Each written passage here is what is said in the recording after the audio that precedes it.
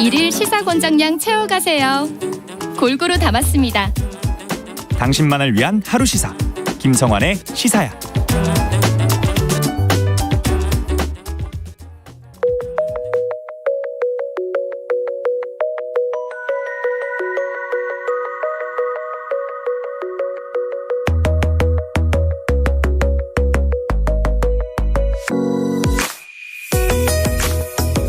우리나라가 우주 강국의 꿈에 한 발짝 다가선 하루였습니다. 우리 기술로 만든 첫 번째 우주 발사체 누리호가 2차 발사에 성공했다는 소식이 오늘 오후 들려왔는데요. 누리호 발사 성공이 어떤 의미를 가지는지 우주로 가는 밤 코너를 함께했던 시사야 가족이죠. 문경수 과학탐험가 모시고 얘기 나눠보겠습니다. 안녕하세요. 네, 안녕하세요. 청취자분들이 깜짝 놀라셨을 것 네, 같아요. 기분이 묘하네요. 오래간만에 뵙습니다. 네. 반갑습니다. 또 이렇게 좋은 일에 만나 뵈니까 더 그럼요. 좋네요. 네. 네. 일단 오늘 오후 4시 발사 장면 저도 좀 지켜봤는데요. 조마조마한 심정으로. 네. 발사 이후 어떤 과정을 거쳤고 어떤 기준으로 성공을 판단한 건지 이거부터 좀 설명을 해주세요. 네, 일단 그 37만 개의 부품이 한 치의 오차도 없이 작동을 했기 때문에 와, 37만 개요? 그렇죠. 네, 4시에 이제 그 지상을 박차고 누리호가 발사를 한 거죠. 네, 간략하게 좀 정리를 해드리면은 오늘 오후 4시에 이 나로 우주센터 제2발사대에서 누리호 1단 로켓이 점화되면서 누리호가 우주로 출발을 했는데요. 일단 그 정해진 시퀀스에 따라서 이 3개의 로켓단이 정상적으로 분리가 됐고요. 그리고 발사 14분 35초 만에 성능 검증 위성이 먼저 분리가 되고 또 70초 이후에는 위성 모사체가 이제 궤도 700km 상공에 초속 7.5km 속도로 안착하는데 완수를 했습니다. 자, 그래서 성공 기준을 보면은 이 성능 검증 위성만 일단 분리가 돼도 성공인데 위성 모사체까지 또 안정적으로 분리가 됐기 때문에 정말 더할 나위 없는 퍼펙트한 성공이라고 볼 수가 있죠. 그러니까 방송을 하는 과정에 그 안내 멘트가 있었잖아요. 뭐 몇 킬로미터에 도달했습니다. 그렇죠. 뭐 했습니다. 그 사이에 항우영 관계자들인가요? 막 환호성 지르는 이게 소리가 들려가지고 이거 성공했구나. 뭐 이렇게 얘기가 나오기도 했었는데요. 저도 약간 그 장면 보면서 뭉클하더라고요. 그런가요? 그 나사의 관제실에서만 보는 풍경인 줄 알았는데 우리 과학자들이 그런 풍경을 보니까 저도 되게 뭉클했습니다. 문경수 사문가는 혹시 이번에 발사 성공할 거라고 예상하셨어요? 저는 예상을 좀 했는데요. 사실 그 지난 1차 발사할 때도 그랬지만 사실 국민들이 이제 그 발사 약간 좀 미진한 부분이 있었지만 사실 질타보다 이렇게 그 격려라든지 이런 메시지를 더 많이 해주셨는데 그래서 일단은 뭐 저 같은 경우에는 이 나로 개발 때부터 참여했던 이 항우연에 진 그 과학자들이 많이 있다 보니까 그분들의 얼굴 모습이 많이 떠올랐고요.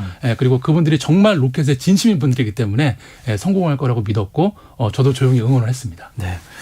근데 지금 이제 그 탑재체 맨 꼭대기 부분에 위성이 실렸다고 알고 있거든요. 그렇죠. 네. 그러니까 그냥 신호만 보내는 위성이 아니라 큐브 위성이 탑재됐다고 실제 위성이 탑재됐다는 얘기를 들었는데 그 인공위성은 지금 이 시간 우주에서 어떤 임무를 하게 되는 겁니까? 일단 이번에 저게 1차 때는 그 위성 모사체만 실게 됐는데 이번에는 그냥 모형이 실렸던 거죠? 그렇죠. 모형만 실었는데 이번엔 모형 위에다가 성능 검증 위성이라는 실제 작동하는 위성을 탑재를 하게 된 건데요.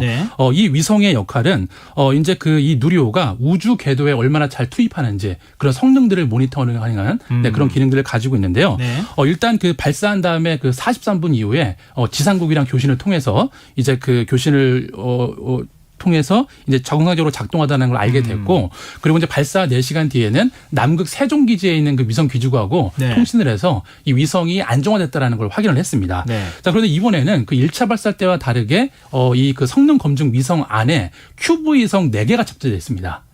그러니까 이제 성능 검증 위성이 엄마 위성이고 그 안에 이제 작은 새끼 위성들이 4개가 탑재가 된 거죠. 근데 이제 국내 그 대학 그 연구진들이 개발을 한 건데 바로 이제 그 임무를 수행하지는 않고요. 발사 후 일주일 뒤에 그래서 이틀 간격으로 이제 하나 둘씩 우주 궤도로 사출을 하게 되는 거죠.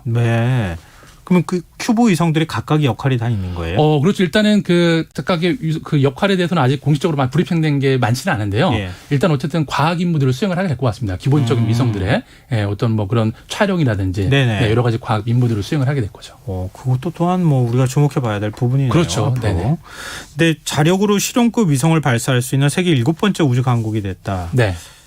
우리가 자칭 우주 강국이라고 얘기하는 건지 실제로 우주 강국이라고 해도 되는 건지 잘 같기는 한데요. 네네. 보시기에 어떠세요? 이번 우주 산업에 미치는 영향도 상당히 클 것 같은데. 그렇죠. 일단 그 가장 큰 의미는 그 위성 자력 발사가 가능해졌다라는 게 해졌다고 보는 게 좋을 것 같은데. 발사체를 우리가 직접 만들었으니까요. 그렇죠. 네. 일단 많은 분들이 알고 계시는 것처럼 이 발사체 기술은 미사일 기술 통제 체제 그 규약에 따라서 네. 사실 그 기술 이전이 철저하게 금지된 분야입니다. 네, 그렇다 보니까 이 독자 발사체를 보유하고 있지 않으면은 우리가 위성을 발사할 때마다 타국의 그 발사체를 이용해야 되니까 그렇죠. 비용도 많이 들고 네. 또 보안상의 이슈가 있겠죠. 네, 그런 측면에서는 저희가 이제 그 이 자력 발사가 가능해졌다는 게 큰 의미로 볼 수 있을 것 같고요. 그리고 이제 앞으로 이제 그 민간 주도로 우주 산업이 확대가 된다라면 위성 발사에 대한 수요가 많을 텐데 뭐 그런 부분들까지도 우리가 이제 충분히 서비스할 수 있는 그런 능력을 보유하게 됐다라고 볼 수 있는 거죠. 네. 근데 이번에 누리호 개발에 들인 시간만 12년이라고 하더라고요. 맞습니다. 네. 아니 뭐 이렇게 오래 걸려 이렇게 생각하시는 분들도 있을 것 같거든요. 네네, 정말 그렇죠. 어려운 거죠. 네. 일단 그 한국형 발사체 개발이 이제 2010년에 시작이 됐는데요. 네. 그때는 이제 그 누리호가 아니라 나로호였죠. 네, 그때부터 이제 지금까지 12년이 걸렸는데 사실 한국 로켓 개발사를 거슬러 올라가 보면 1993년도에 한국 최초의 과학 로켓 KSR 1호부터 시작하면은 30년 만에 이룬 쾌거라고 볼 수가 있죠. 네. 네, 그래서 30년 안에 정말 그 로켓 발사체 기획부터 운영까지 모두 국내 기술로 우리가 이제 이뤄냈다라는 게 가장 큰 의미로 볼 수 있을 것 같습니다. 또 우리가 이렇게 많은 돈 들여가지고 네. 우주 개발 역량 키워야 하느냐. 네. 그렇게 얘기하시는 분들이 많지는 않을 것 같지만 네네네. 혹시 그런 의문을 가지실 수는 있을 것 같아요. 네. 어떻게 보세요?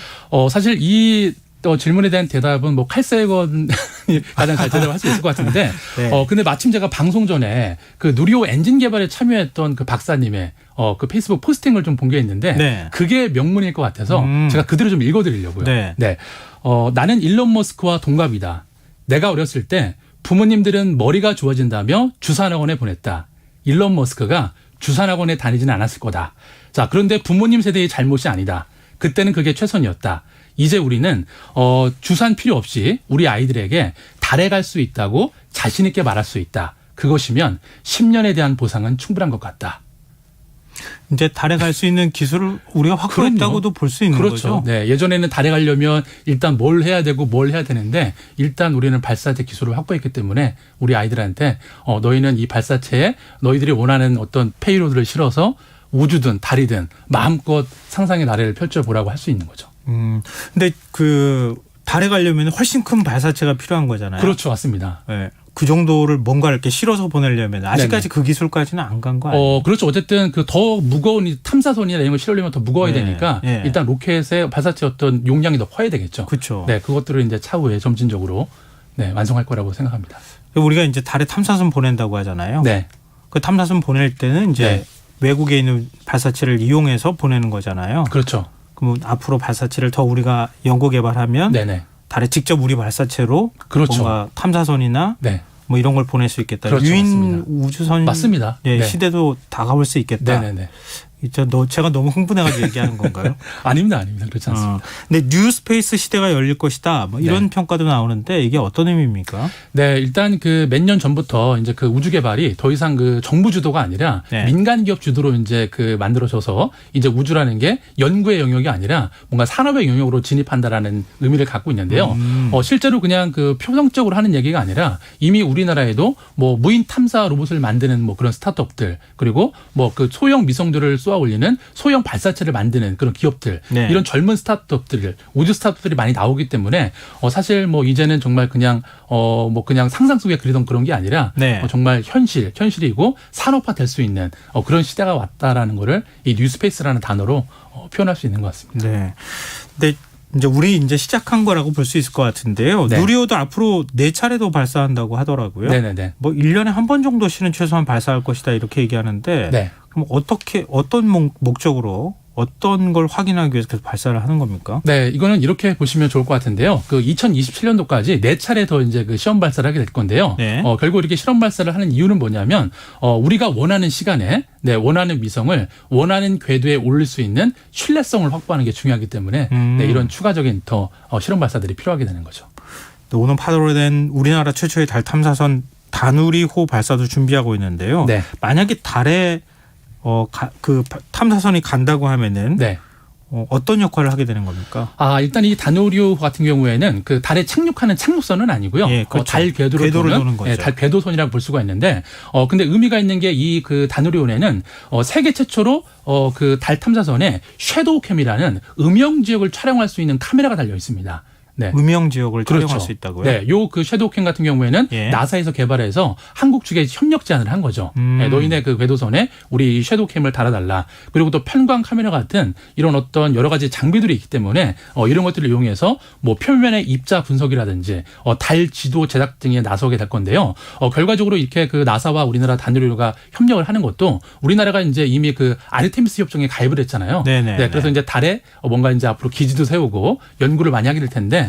그 일환으로서 이 다누리호의 발사가 또 의미가 있다고 볼 수가 있는 거죠. 그러니까 우리가 7번째 자력으로 위성 발사한 국가가 됐잖아요. 그렇죠. 그럼 아르테미스라고 하는 프로젝트에 거기에 그 뭐 전 세계 한 7개 국가는 다 들어가 있는 거예요. 다 들어가 있죠. 네, 그리고 지금 현재 15개 이상의 국가들이 이 협정에 참여한 걸로 알고 있습니다. 네. 이번 발사 성공으로 우주 산업에 대한 국민적 관심도 이제 부쩍 커질 것 같은데요. 네. 우리 발사체를 이용해서 달 착륙에 성공했다. 네. 이런 소식은 언제쯤 들을 수 있을까요? 일단 그 우리나라가 2030년을 목표로 이제 달 그 착륙선을 보낼 계획을 세우고 있는데요. 실제로 이제 제가 알고 있는 이제 그런 아까 그 무인 탐사를 만드는 그런 우주 스타트업들의 그 연구진들의 모습을 보면은 네. 저는 이거 충분히 가능할 거라고 생각을 합니다. 한 몇 년 정도 뒤면 볼 수 있을까요? 네, 2030년 뭐 그 직후로 좀 그 가능해지지 않을까 생각을 합니다. 10년 정도? 그렇죠. 앞으로? 네. 얼마 안 남았네요. 그렇죠. 우리가 이제 시작했으니까요. 네네. 하나하나씩 해결해 가다 보면 네. 10년 또 금방 올 것 같다 이런 맞습니다. 생각이 네. 듭니다. 어제 시사회에서 저희가 이 누리호 소식을 전했는데 청취자 네. 한 분이 이런 문자를 주셨어요. 요즘 기름값이 비싼데 누리호에는 기름이 얼마나 들어가나요? 이렇게 문자를 주셨는데요. 누리호 연료는 어떤 거예요? 누리호 연료는 휘발유는 아니고요. 네. 그 케로신 연료를 쓰게 되는데 네. 초당 314kg을 연소를 하게 되는데요. 이를테면은 초당 314kg. 그렇죠. 요 네, 그래서 좀 더 수치 좀 더 쉽게 표현을 드리면은 1단 로켓이 작동하는 게 130초 가까이 되는데요. 네. 이때 케로신 연료 드럼통을 260개를 연소를 하게 되는 거죠. 와. 네, 그 정도의 연료를 연소해야지. 돈으로 연료비로는 계산이 안 되거든요. 그렇죠. 계산할 수가 없는 그런 네. 돈이었긴 하지만 그보다 훨씬 큰 가치가 있었던 것이다. 그렇죠. 네. 이렇게 봐야 될 것 같습니다. 청취자분들이 방송 들으시면서요. 네.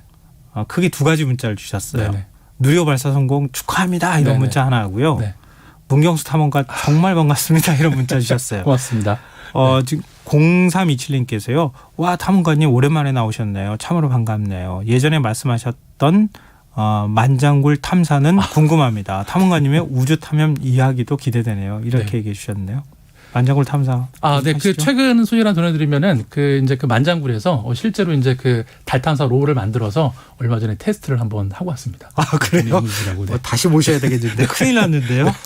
오늘 또 이렇게 기쁜 날 오셔서 우주선 우리가 직접 만들어서 발사체 만들어서 우리 위성 보냈다고 하는 소식 네. 전해주셔서 정말 감사드리고요. 네. 조만간 저희가 또 다시 모실 수 있는 기회 만들겠습니다. 네, 기대하겠습니다. 오늘 나오셔서 고맙습니다. 네, 감사합니다. 네, 지금까지 문경수 과학탐험가였습니다.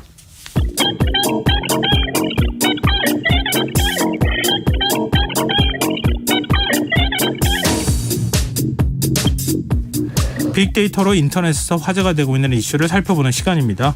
이슈 이수다. 빅데이터를 읽어주는 남자 김덕진 미래사회 IT연구소 소장 나와 계십니다. 안녕하세요. 네, 안녕하세요. 반갑습니다. 김덕진입니다. 이거 한 주간의 이슈를 제가 네. 뭐라고 해야 될까? 아마 틀림없이 이 주제는 있을 것 같긴 한데 네. 참고 일단 먼저 여쭤보겠습니다. 먼저 물어보시면 좋을 것 같으세요.